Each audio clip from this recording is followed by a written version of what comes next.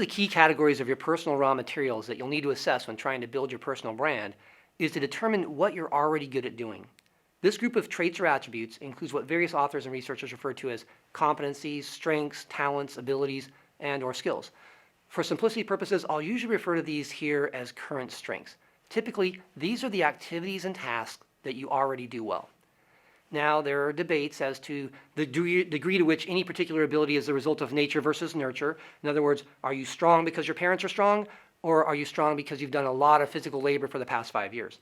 What we do know is that what you can do well will be a key component in developing your personal and professional brands and in marketing yourself to others.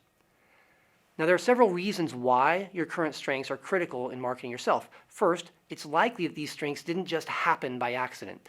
Usually, you develop strengths in an area in which you already have a propensity for learning, and/or an area in which you have a great deal of interest.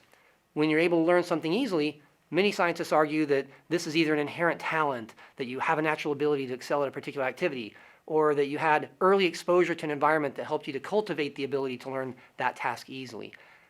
As for strengths developed in areas that you have a great deal of interest, it's likely that because you have this interest, you'll keep growing in these strengths areas simply because you enjoy the process of enhancing these strengths. Regardless of why you have these strengths, the reason why your current strengths are so important is that they're typically what people will use to set you apart from others and thus make you more marketable. Unfortunately, most people don't take the time to do a regular and thorough assessment of their current strengths, which means that they don't really have the ability to fully use those strengths in planning their personal marketing strategy. There are a number of resources that you can use to assess your current strengths. In the section below, I'll list a set of websites that offer strengths assessments for free, well, free for your email in some cases. But to get you started right now, consider your answers to the following questions. What do you do well? What tasks or activities come to you easily?